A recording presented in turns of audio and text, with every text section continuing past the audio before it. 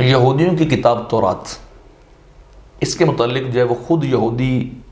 عالم اور ربی جو ہے وہ اعتراف کرتے ہیں کہ اس کے اندر جو ہے بہت زیادہ فیبریکیشن ہوئی ہے، بہت زیادہ تبدیلی اور چینج ہوئی ہے۔ یہ وہ کتاب نہیں ہے جو اللہ کی طرف سے اتاری گئی تھی، یا یہ وہ الواح نہیں ہے جو موسیٰ علیہ السلام جو ہے ان کے اوپر جو اتاری گئی تھی۔ پہلی صدی تک، 20ویں صدی تک جو ہے وہ یہودیوں کا بھی اور عیسائیوں کا بھی یہ نظریہ رہا تھا کہ یہ بالکل من و عن وہی کتاب ہے جو موسیٰ علیہ السلام کے اوپر اتری تھی، کیونکہ بائبل کے دو حصے، عہد نامہ قدیم اور عہد نامہ جدید۔ قدیم جو ہے وہ تورات کے اوپر مشتمل ہے، اور جدید جو ہے وہ انجیل کے اوپر جو ہے مشتمل ہے، اور یہ ان کی مذہبی کتابیں جو ہیں، اور بائبل ان کا مجموعہ کہلاتی ہے۔ تو خود یہودی علماء نے بھی اس بات کا اعتراف کیا ہے کہ وقت کے گزرنے کے ساتھ ساتھ، جیسے ٹائم جو ہے وہ گزرتا رہا، مرور زمانہ کے ساتھ ساتھ ان کے اندر جو ہے وہ بہت زیادہ تبدیلیاں جو کر دی گئیں، اور اب جو ہے قرآن نے بھی چونکہ کہا ہے کہ یہودیوں نے اپنی کتاب کے اندر تبدیلی کی، اپنی طرف سے لکھ کے یہ شو کر دیا کہ یہ منزل من اللہ ہے، اللہ کی طرف سے اتاری گئی ہے، یا جب کوئی امیر غریب آتا تھا تو اس کے اندر تبدیلی لے آتے تھے احکام کی۔ تو قرآن نے بھی بیان کیا، اور پھر خود یہودی بھی اس بات کا جو ہے اعتراف کرتے ہیں۔ سب سے پہلے جو ہے وہ اوریجن، یہ 254 عیسوی کے اندر جو یہ فوت ہوا تھا، اس نے اعتراف کیا تھا عہد نامہ قدیم کے متعلق کہ اس کی بات عبارتیں معنوی طور پر صحیح نہیں ہیں، اور بعض عبارات اخلاقی طور پر جو ہے وہ بہت پست اور کسی توجہ کے قابل جو ہے وہ نہیں ہیں۔ اور اس طرح ایک اور عیسائی عالم پوفری متوفی 304 نے یہ خیال ظاہر کیا تھا کہ صحیفہ دانیال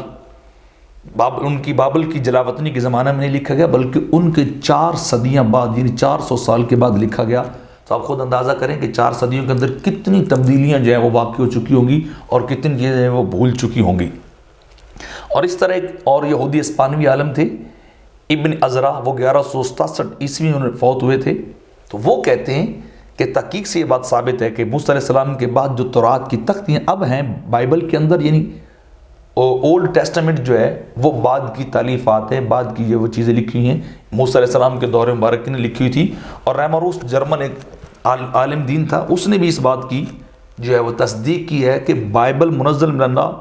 نہیں ہے جو اب موجود ہے، وہ بائبل نہیں ہے جو پہلے اتاری گئی تھی، لہٰذا اس کے اندر بہت زیادہ جو ہے تبدیلی کر دی گئی ہے، اور من پسند جو ہے اس کے اندر جو ہے وہ تبدیلیاں کر دی گئی ہیں۔ اور اسی طرح انبیاء علیہ السلام کے بارے میں آپ بائبل کے مندرجات، بائبل کی جو تحریریں آپ پڑھ کے دیکھیں، ایسے ایسے گھٹیا الزامات انبیاء علیہ السلام کے اوپر لگائے گئے کہ انسان کا سر شرم سے جھک جاتا ہے، اور انسان کا دل کبھی بھی اس بات کی اجازت نہیں دیتا کہ بندہ ایسی کلمات جو ہے پڑھے اور ان کو دہرائے، کیونکہ ہمارا عقیدہ یہ ہے کہ اللہ کا ہر نبی سچا، باکردار اور معصوم عن الخطا تھا، ان کے یہاں گناہ نہیں ہے۔ لیکن آپ یہودیوں کو ذرا دیکھیں کہ اس بدبخت قوم نے انبیاء کے بارے میں کیسے کیسے جو ہے وہ تبصرے کیے ہیں، اور ان کی ذات کے اوپر کیسے کیسے جو ہے ایلیگیشن لگائے ہیں کہ انسان کی روح بھی جو ہے اس چیز سے کانپ جاتی ہے۔ نوح علیہ السلام کے متعلق تورات کے اندر جو ہے وہ لکھا ہے کہ نوح علیہ السلام کاشتکاری کرتے تھے، اور انہوں نے ایک انگور کا جو باغ لگایا، اور پھر اس انگور کی مے پی اور انہیں نشہ آیا، اور پھر نعوذ باللہ نوح جو تھے وہ اپنے گھر میں، اپنے ڈیرے میں جو ہے وہ ننگے ہو گئے، برہنہ ہو گئے۔ یہ ان کے متعلق ان کا ہے۔ اور لوط علیہ السلام کے متعلق کہتے ہیں کہ لوط سگر سے نکل کر پہاڑوں میں جا بسے، اور ان کی 2 بیٹیاں بھی ان کے ساتھ تھیں۔ تو انہیں وہاں سگر میں جب جا کے بسنے لگے تو ڈر لگا، تو بیٹیوں کو ساتھ لے گئے۔ تو جب اس وقت بڑی نے چھوٹی سے کہا کہ آج ہمارے پاس تو کوئی ایسا بندہ ہے نہیں کہ جو ہمارے ساتھ نکاح کر سکے، جو ہمارے پاس آ سکے، ہمارا باپ بوڑھا ہے، تو ہم کیا کریں؟ آئے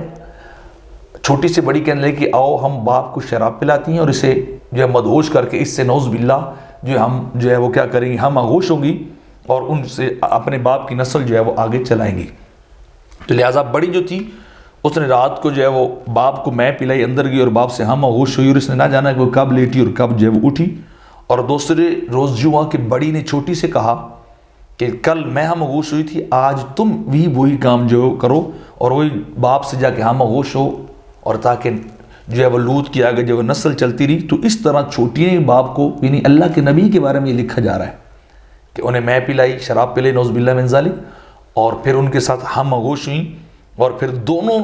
لوط کی بیٹیاں اپنے یعنی لوط سے علیہ السلام ان سے جو وہ حاملہ ہو گئیں۔ اور اسی طرح ہارون علیہ السلام کے متعلق انہوں نے لکھا کہ جب موسیٰ علیہ السلام پہاڑ سے اترنے لگے تو لوگ ہارون علیہ السلام کے پاس آ کر جمع ہوئے، اور ان سے کہا کہ تم ہمارے لیے کوئی دیوتا یعنی بت جو آئیڈل بنا کے دو، ہم ان کے ورشپ کرنا چاہتے ہیں، انہیں اپنا گاڈ خدا بنانا چاہتے ہیں۔ تو پھر کیا ہوا کہ ان کے کہنے پر جو ہے ہارون علیہ السلام نے عورتوں سے سونا جو اکٹھا کیا، ان کے کانوں کی بالیاں اکٹھی کی اور پھر ان کے لیے بچڑا بنایا، اور بچڑا بنا کے کیا ہوا، ہارون علیہ السلام نے ان کے لیے قربان گاہ بنائی، اور قربان گاہ بنا کے اعلان کیا کہ کل ہمارے خدا یعنی بت کے سامنے ہماری جو عید ہوگی۔ اور پھر کیا تھا، اس کے اوپر چڑھاوے چڑھائے جانے لگے، بت کے سامنے قربانیاں جو وہ کی گئیں، اور پھر انہوں نے وہاں بیٹھ کے خوب کھایا پیا اور جو کھیل کود میں مشغول ہو گئے۔ یعنی نبی اپنی قوم کو بت پرستی کی طرف لے کے جا رہا ہے۔ یہ تورات کے اندر موجود ہے کہ ہارون علیہ السلام نے انہیں آئیڈل شپ جو ورشپ ان کی تھی، عبادت تھی، ان کی طرف ان کو ترغیب دلائی اور ان کو گائیڈ کیا اور ان کو جو لے کے چلے۔ اور اسی طرح داؤد علیہ السلام جن کو سب کچھ اپنا مانتے ہیں اور جن کی مملکت کے وہ دعوے دار ہیں کہ جہاں تک داؤد علیہ السلام کی مملکت تھی، اسرائیلیوں کا،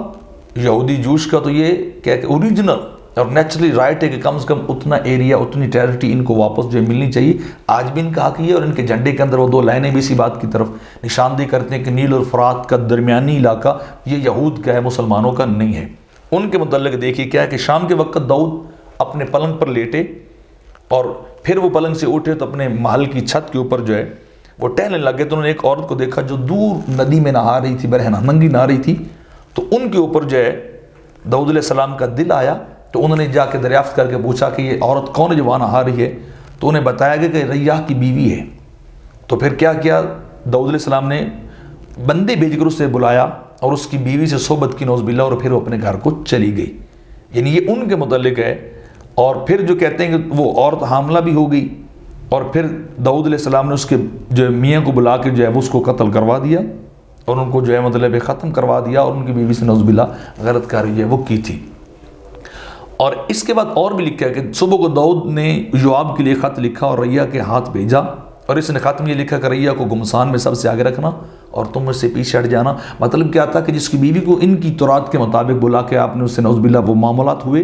تو اس کو آپ نے جنگ میں رکھ کے جو قتل کروا دیا۔ یہ داؤد علیہ السلام کے متعلق جن کو سب سے زیادہ جوش یہودی جو ہیں یہ مانتے ہیں، ان کے متعلق ان کا نظریہ ہے۔ اور اسی طرح سلیمان علیہ السلام کے متعلق بھی جو ہیکل سلیمانی اور دیگر معاملات کے بارے میں باتیں کرتے ہیں، ان کے متعلق بھی سنیے کہ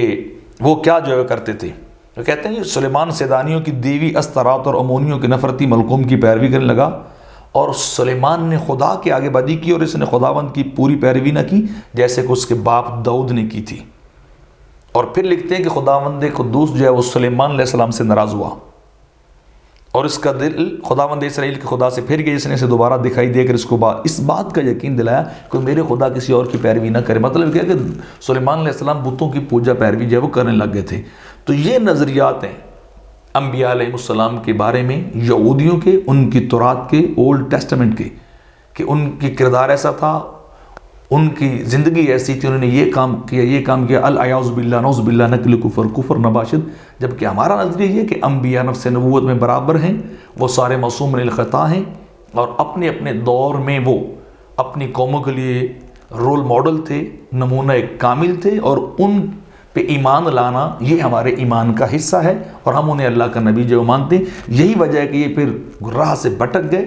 اور پھر انہیں ہدایت بھی نصیب نہ ہوئی جب انہوں نے ان رہنماؤں کو، ان معصوم الخطا ہستیوں کو جو ہے وہ نہ چھوڑا تھا۔